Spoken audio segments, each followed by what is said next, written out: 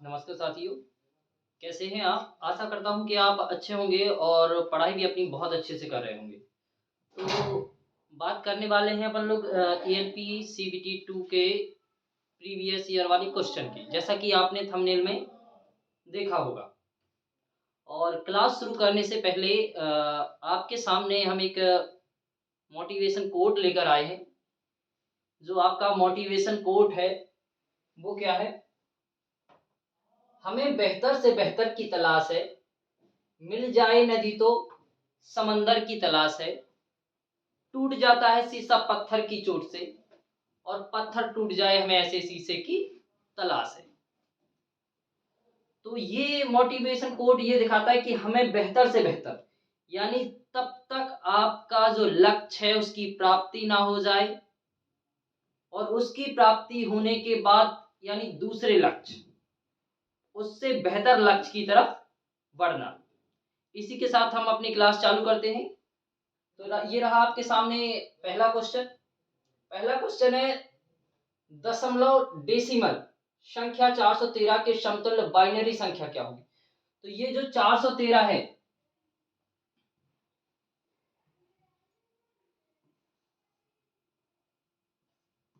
चार सौ तेरह को क्या करना है आपको?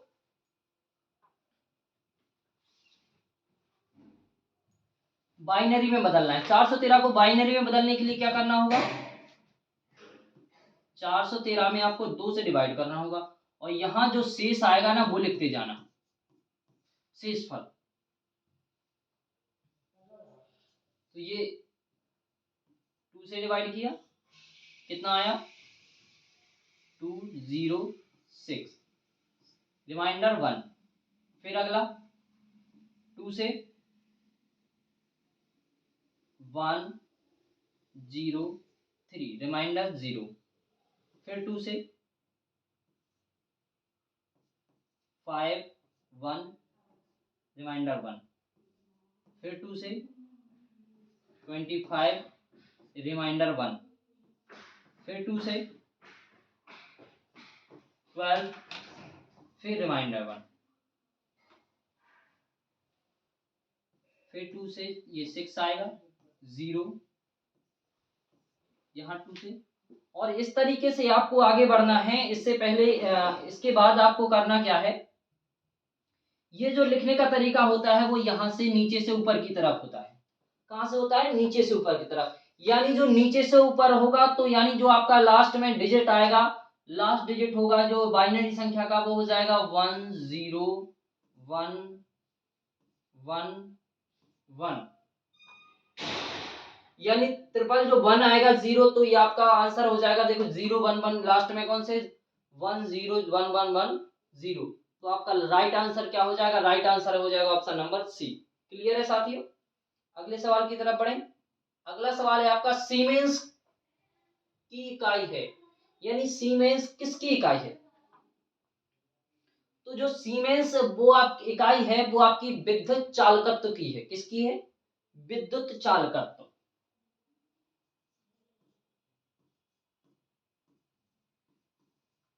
लेकिन ये ऑप्शन में नहीं था।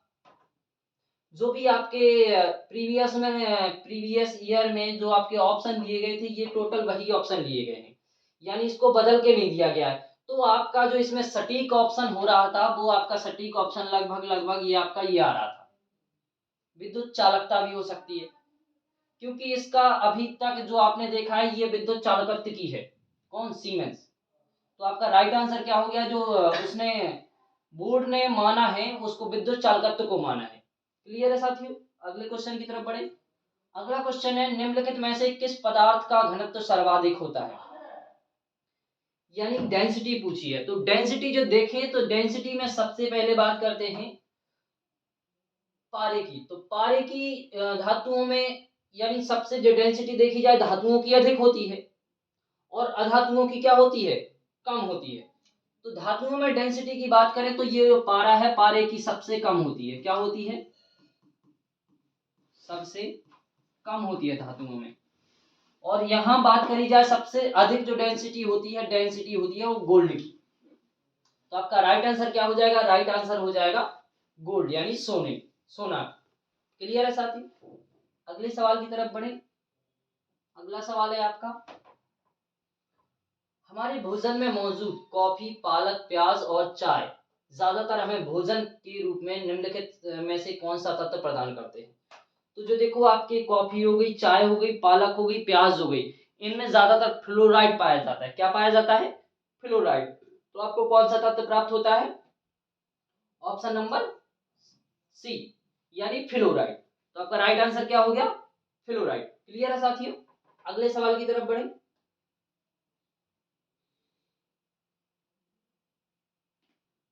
अगला सवाल अगला सवाल है आपका, किसी धारावाही परिपथ में दो बिंदुओं के बीच विद्युत एक इकाई आवेश को एक बिंदु से दूसरे बिंदु तक स्थानांतरित करने के लिए किए गए कार्य को क्या कहा जाता है? यानी एक बिंदु से दूसरे बिंदु तक किए गए कार्य को विभवांतर कहा जाता है। तो ये विभवांतर है, वाह है, क्या है? विभवांतर। तो आपका राइट आंसर क्या हो जाएगा? राइट आंसर हो जाएगा विभवांतर। क्लियर साथियों? अगले सवाल की तरफ बढ़े। अगला सवाल है आपका, गन्ने से मीठा रस निकालने के बाद बचा हुआ फाइबर या बचा हुआ अवशेष क्या कहलाता है? जो गन्ने से जूस निकालने के बाद जो बचा हुआ शेष अवशेष होता है वो खोई कहलाता है। क्या कहलाता है? खोई या बगैस। क्या कहलाता है? खोई। क्लियर है साथियों? अगले सवाल की तरफ बढ़े। अगला सवाल है आपका, वाट स्टेरेडियन की इकाई है। तो जो वाट प्रति स्टेरेडियन जो आपकी इकाई है वो विकिरण तीव्रता की है। किसकी है? विकिरण तीव्रता की है। तो आपका राइट आंसर क्या हो जाएगा? राइट आंसर हो जाएगा विकिरण तीव्रता। क्लियर है साथियों? अगले सवाल की तरफ बढ़े। अगला सवाल है आपका, संकेतन फाई 7 का अर्थ है, यानी जो फाई है इसका क्या अर्थ है? ये क्या संकेत करता है? तो ये जो आपने अभी इंजीनियरिंग ड्राइंग पढ़ रहे थे, ड्राइंग में आपको एक जगह बताया था कि अगर ये सर्किल के ऊपर सर्किल आ रहे तो अगर इसका डायामीटर बताना है तो ऐसे निकाल के और बाहर ये 5 लिख दिया जा रहा था। तो इसका मतलब क्या हो रहा था? ये व्यास बता रहा था, किसका? डायमीटर बता रहा था। किसी वृत्त का क्या बता रहा था? डायमीटर। तो रेडियस 7 इकाई, ये गलत है आपका। आर्म भुजा की लंबाई 7 इकाई, ये भी गलत है। डायामीटर 7 यूनिट, तो ये आपका क्या हो जाएगा? और राइट आंसर हो जाएगा। अब तो आपका राइट आंसर क्या है? व्यास 7 इकाई। क्लियर है साथियों? अब अगले सवाल की तरफ बढ़ें। तो अगला सवाल है आपका, निम्नलिखित में से कौन सा तृतीय श्रेणी के उत्तोलक का उदाहरण है? यानी थर्ड जो आपका है उसका उदाहरण कौन सा है? Third lever. तो आपको लीवर हमने बताए थे कि लीवर 3 प्रकार के होते हैं। आपकी जो अगली क्लास जो आएगी वो आपकी लीवर की आएगी, यानी लीवर की जो क्लास होगी उसमें क्या दिखाया जाएगा? लीवर कितने लीवर होते हैं, कितने प्रकार के होते हैं, सारे लीवरों के बारे में। तो थर्ड श्रेणी का जो लीवर होता है हमने आपको बताया था। अभी फिलहाल में एक चीज याद कर लो, FWP। FWP तो यानी जो पहले में फलक्रम बीच में होता है, दूसरे में लोड बीच में होता है और तीसरे में प्रयास यानी एफर्ट क्या होता है? बीच में होता है। तो सबसे पहले तीसरे में, यानी अगर ये आपका क्या है?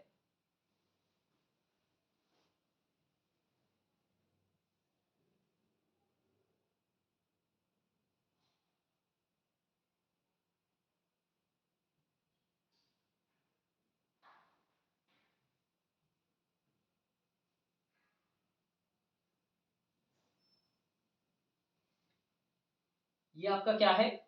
अगर कोई वस्तु है तो यहां आपका क्या होगा?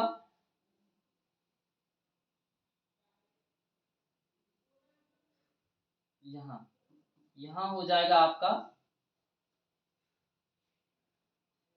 एक जगह फलक्रम यहाँ पे हो जाएगा वेट और यहाँ पे हो जाएगा एफर्ट यानी प्रयास। तो आपका थर्ड कौन सा है? बर्फ उठाने के लिए बर्फ उठाने की चिमटी। तो यानी देखो, एक साइड जहां फलक्रम रहता है वहां का सिरा क्या रहता है? फिक्स रहता है। तो चिमटी का क्या सिरा है? एक सिरा फिक्स है, और जो लोड है वो लोड बर्फ उठाने के लिए वो लोड यहाँ रखा जाएगा और प्रयास कहाँ लगाना पड़ेगा? बीच में। तो आपका राइट आंसर क्या हो जाएगा? आपका राइट आंसर हो जाएगा ऑप्शन नंबर ए, यानी बर्फ उठाने की चिमटी आपकी थर्ड श्रेणी के लीवर का उदाहरण है। क्लियर? अगले सवाल की तरफ बढ़े। अगला सवाल है, निम्नलिखित में से कौन सी गैस एक प्रमुख ग्रीन हाउस गैस नहीं है? यानी ऐसी गैस जो आपकी ग्रीन हाउस गैस नहीं है, यानी उससे जो ग्रीन हाउस है, ग्लोबल वार्मिंग है, वो नहीं बढ़ता है। तो वो आपकी देख लो, कार्बन मोनोऑक्साइड ये फैलाती है, मीथेन भी करती है, और कार्बन डाइऑक्साइड। तो आपका राइट आंसर क्या है? तो राइट आंसर जो आपकी नाइट्रस ऑक्साइड है ना, ये गैस आपकी ग्रीन हाउस गैस नहीं है। तो आपका राइट आंसर क्या हो जाएगा? राइट आंसर हो जाएगा नाइट्रस ऑक्साइड। क्लियर साथियों? अगले सवाल की तरफ बढ़े। अगला सवाल है आपका, स्कॉटिश चिकित्सक डैनियल रदरफोर्ड के 1972 में खोज की थी। नहीं, यहाँ क्या है? नहीं, सॉरी,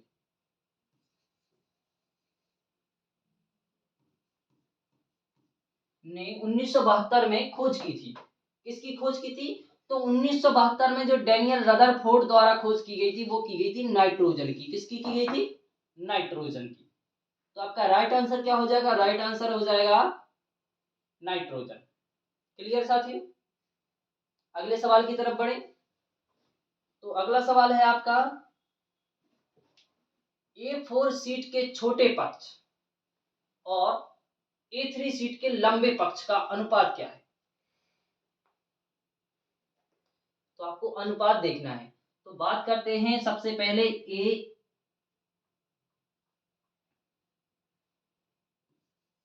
ए नॉट। तो ए नॉट आपका कितना होता है?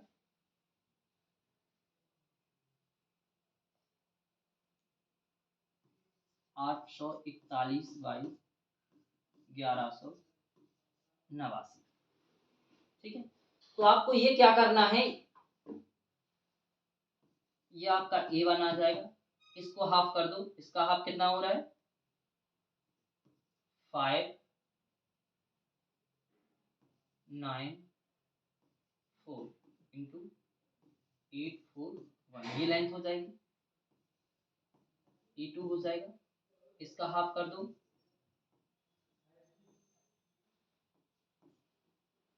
यहाँ 594, A3 हो जाएगा। A3 का इसका हाफ करेंगे तो इसका हाफ कितना आएगा? 297 बाई 423, A4 आएगा, A4 हो जाएगा 210 इंटू 297। तो आपकी बात करते हैं A3 और A4 की। किसकी? A3 और A4 की। A4 का सीट के छोटे पक्ष, A4 का छोटा पक्ष कौन सा है? ये वाला। तो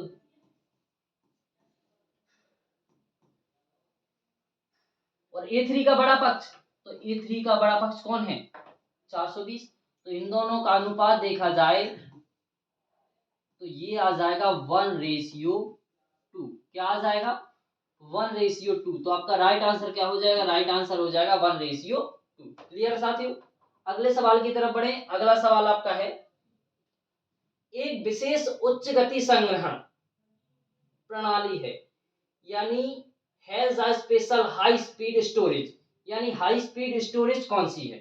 तो जो आपकी इसमें राइट आंसर है, ये आपका कंप्यूटर का क्वेश्चन है, तो वो है आपका कैश। क्या है?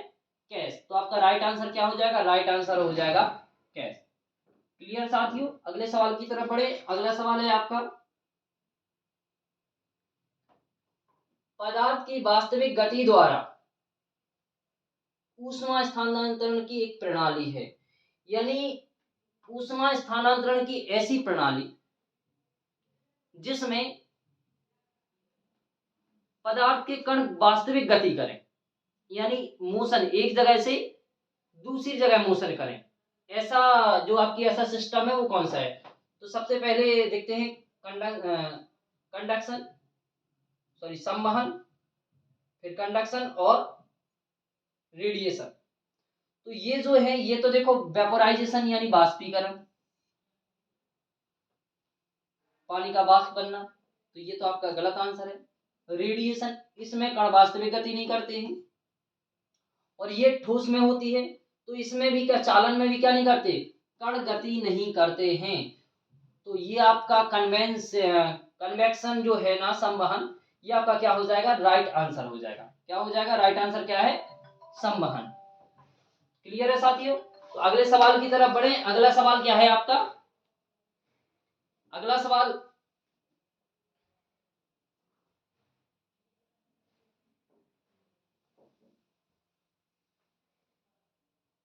सवाल है आपका, चतुर्भुज के सभी आंतरिक कोणों का योग कितना होता है? चतुर्भुज के सभी आंतरिक कोणों का योग कितना होता है? यानी कोई आपके सामने ये चतुर्भुज है, ये चतुर्भुज है, इसके जो आंतरिक कोण है ये चारों, ये, अब ये सोच रहे होंगे कि ये मैथ का क्वेश्चन है, तो ये मैथ का क्वेश्चन नहीं है, ये आपके इंजीनियरिंग ड्राइंग का क्वेश्चन है। ड्राइंग में आपको जब ज्योमेट्री पूछी जाएगी तो ये उसमें आता है। तो इसमें जो चारों कोणों का योग होता है वो 360 कितना होता है, 360 होता है। तो आपका राइट आंसर क्या हो जाएगा, राइट आंसर हो जाएगा 360। क्लियर है साथियों? अगले सवाल की तरफ बढ़े। अगला सवाल है आपका, कोई लोड पाने के लिए लगाए जाने वाले बल को क्या कहा जाता है? यानी लोड पाने के लिए लगाए जाने वाले बल को क्या कहा जाता है? इसको एफर्ट कहा जाता है। क्या कहा जाता है, एफर्ट, यानी प्रयत्न। तो आपका राइट आंसर क्या हो जाएगा, राइट आंसर हो जाएगा एफर्ट। क्लियर है साथियों? अगले सवाल की तरफ बढ़े। आप सभी को बता दें कि आज 23 जनवरी है और आज से आपके आरआरबी ग्रुप डी, आरआरबी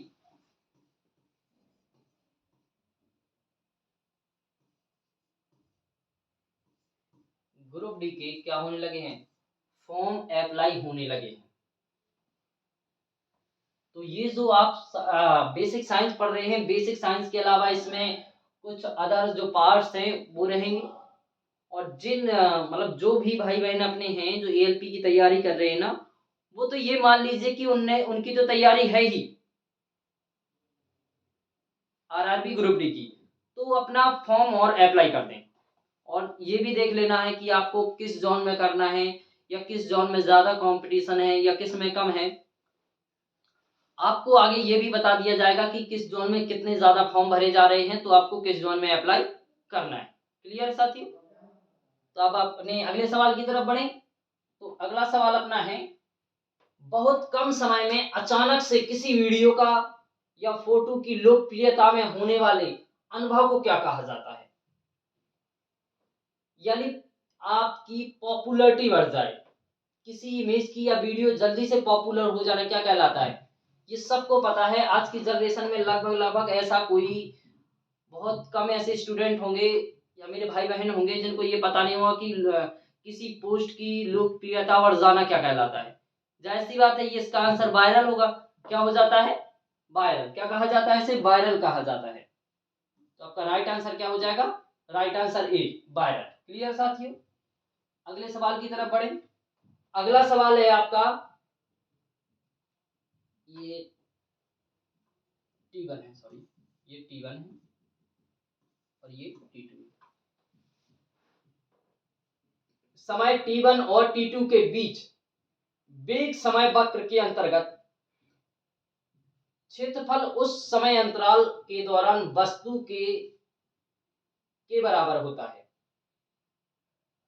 वस्तु के बराबर होता है। तो आपका राइट आंसर क्या हो जाएगा इसका, यानी जो वक्र समय वक्र क्षेत्रफल होता है वो किसके दौरान, यानी वेग समय वक्र क्षेत्रफल उस समय अंतराल के दौरान वस्तु के विस्थापन के बराबर होता है। किसके बराबर होता है? विस्थापन के बराबर होता है। तो आपका राइट आंसर क्या हो जाएगा? विस्थापन। क्लियर है साथियों? अगले सवाल की तरफ बढ़े। अगला सवाल है फ़ारेनहाइट और सेल्सियस स्केल पर अभिमुख होते हैं, यानी जो फ़ारेनहाइट है और सेल्सियस है वो किस पैमाने पर एक दूसरे के, यानी किस वैल्यू पर एक दूसरे के बराबर होते हैं। तो चलो करते हैं। ये आपका जो इनमें संबंध है वो है C/100 F - 32/180 क्या हो जाएगा?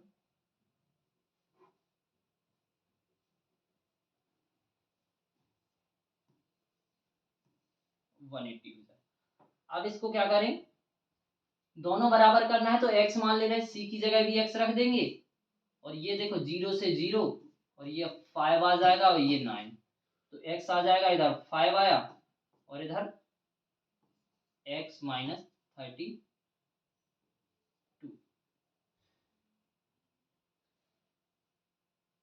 अब इसको क्या करें, ये 9 3 मल्टीप्लाई कर दे इसका, तो ये 9 हो गया।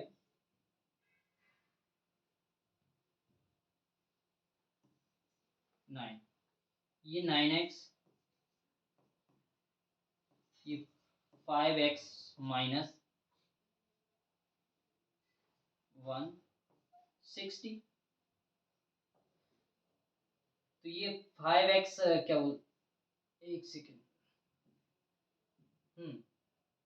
5x इस साइड आएगा तो 9x माइनस 5x बराबर माइनस 160, तो ये आ जाएगा कितना, 4x माइनस 160, तो 4 इक्वल 164, तो x बराबर आ जाएगा माइनस 40। तो आपका राइट आंसर क्या हो जाएगा? राइट आंसर हो जाएगा आपका माइनस 40।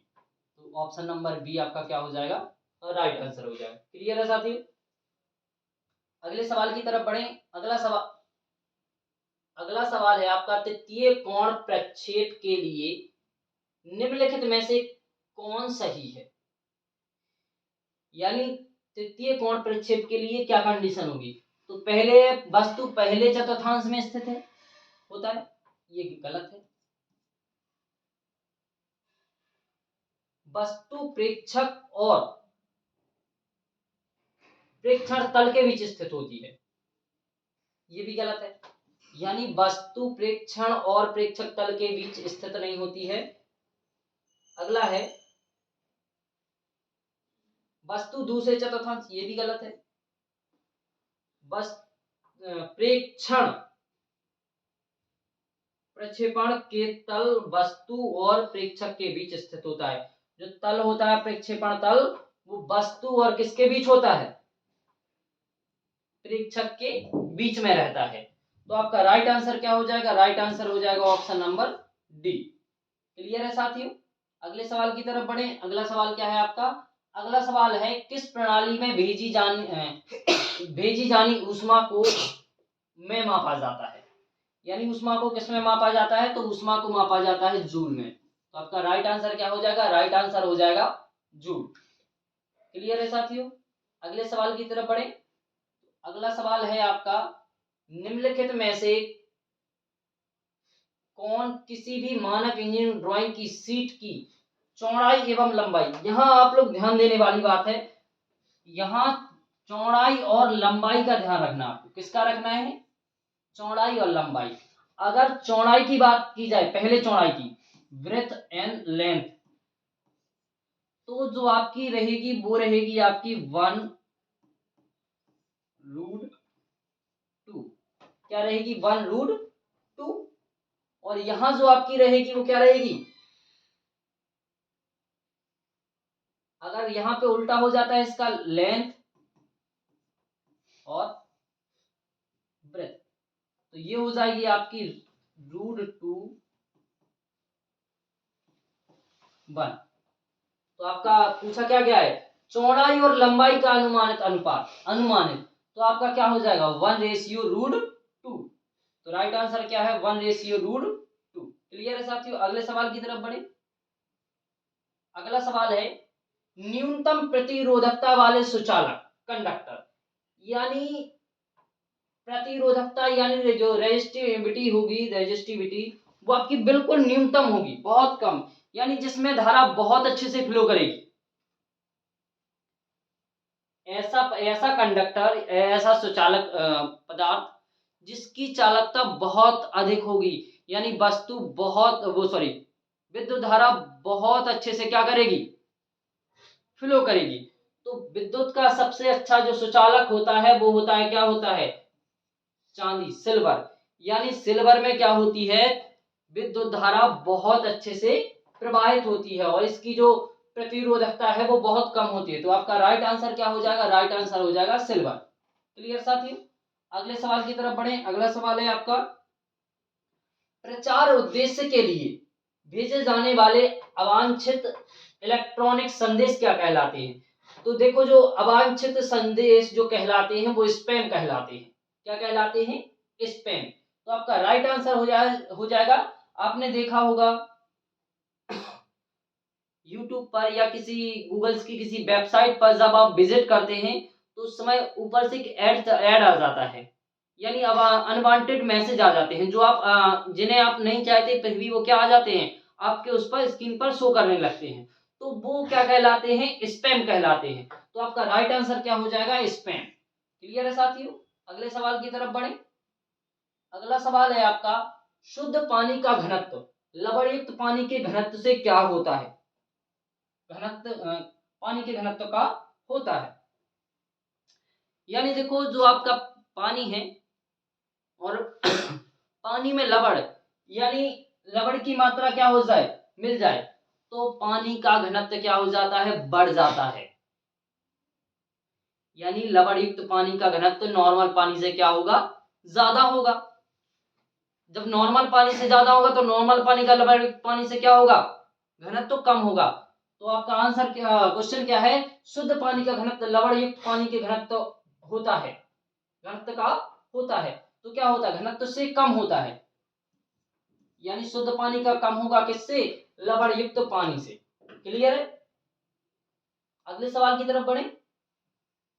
अगला सवाल है आपका जब 1 किलोग्राम पानी को 4 डिग्री सेल्सियस से 0 डिग्री सेल्सियस तक ठंडा किया जाता है, क्या किया जाता है, ठंडा किया जाता है, तो इसका आयतन क्या होता है। देखो जब आपको बता दें कि 4 डिग्री सेल्सियस पर पानी का घनत्व सबसे अधिक होता है और आयतन भी सबसे अधिक होता है, और जैसे ही आप इसे ठंडा करेंगे तो इसका क्या हो जाएगा, इसका आयतन कम हो जाएगा, आयतन कम हो जाएगा। तो आपका जो राइट आंसर है, राइट आंसर क्या हो जाएगा, इसका आयतन कम हो जाएगा। क्लियर है साथियों, अगले सवाल की तरफ बढ़े। अगला सवाल है आपका, अगला सवाल है आपका दो सतहों के बीच बनी एक छोटी कोणीय सतह, यानी दो सतहों के बीच में एक एंगुलर एज जो सरफेस रहती है, उस सरफेस को angular surface, small angular surface को क्या कहा जाता है। तो जो स्मॉल एंगुलर सरफेस को कहा जाता है चैम्फर, क्या कहा जाता है, चैम्फर। तो आपका राइट आंसर क्या हो जाएगा, राइट आंसर हो जाएगा आपका चैम्फर। क्लियर है साथियों, अगले सवाल की तरफ बढ़े। तो अगला सवाल है आपका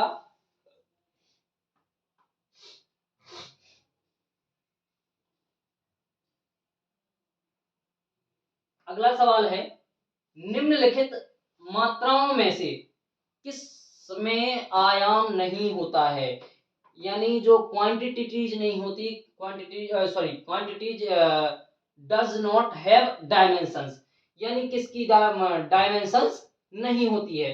तो डायमेंशंस नहीं होती है पारगम्यता की। किसकी नहीं होती है? पारगम्यता की। तो आपका राइट आंसर क्या हो जाएगा? सापेक्ष पारगम्यता। क्लियर है साथियों? यानी पारगम्यता की डायमेंशंस नहीं होती है। क्लियर है? अगले सवाल की तरफ बढ़े। तो अगला सवाल है आपका शीर्षक खंड टाइटल बॉक्स आमतौर पर कहां बनाया जाता है? तो देखो टाइटल बॉक्स की बात करें, अगर ये आपकी ड्राइंग शीट है, क्या है?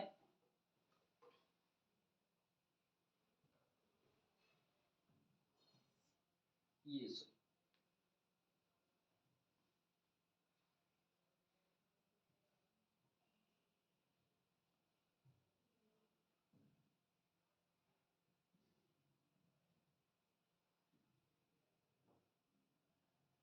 ये आपकी मान के चलो ड्राइंग शीट है, और ड्राइंग शीट में यहाँ एक दाहिने कोने पर, यहाँ पर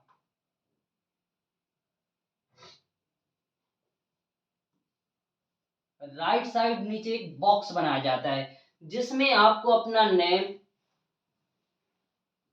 या साइज वगैरह लिखना होता है। तो वो कहां पर बनाई जाती है? ड्राइंग शीट के दाहिने कोने पर, नीचे निचले कोने पर। तो आपका राइट आंसर क्या है? ड्राइंग शीट पर बाईं ओर। तो ये गलत है। ड्राइंग शीट पर दाईं ओर ऊपरी कोने पर, ये गलत है। ड्राइंग शीट के बीचों बीच, ये भी गलत है।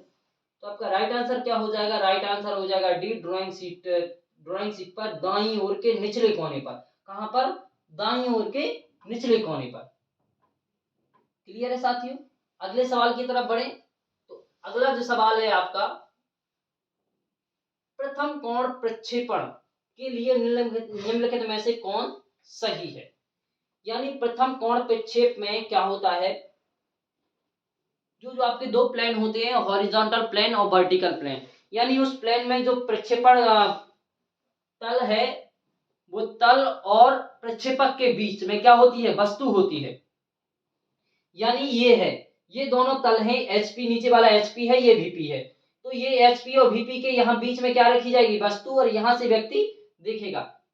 तो आपके क्या होता है? वस्तु प्रक्षेपक, प्रक्षेप और प्रक्षेपण तल के बीच स्थित होती है। तो आपका राइट आंसर क्या हो जाएगा? प्रक्षेप और प्रक्षेपण के तल के बीच स्थित होता है। तो राइट आंसर क्या हो गया? राइट आंसर हो गया ऑप्शन नंबर ए। क्लियर है साथियों? ये आपके कुछ और क्वेश्चन थे। ये हमारी सेकंड क्लास हो गई आपके प्रीवियस ईयर क्वेश्चन की। अभी आपको आगे ऐसी ही क्लासें और करवाई जाएंगी, जो लगभग लगभग हर शिफ्ट के जितने भी बेसिक साइंस के क्वेश्चन हैं वो करवाए जाएंगे। यानी आपके जितने भी 2000 सॉरी जो प्रीवियस ईयर क्वेश्चंस हैं 2018 वाले, वो आपके टोटल कराए जाएंगे। यानी अभी तक आपकी 2 क्लास कंप्लीट हो गई हैं, और आपके साथ थ्योरेटिकल क्लासें भी चल रही हैं, उनके जो उनसे बनने वाले कुछ सवाल भी आ रहे हैं। ठीक है, तो क्लियर है साथियों? इतना आज के लिए इतना ही। जय हिंद साथियों।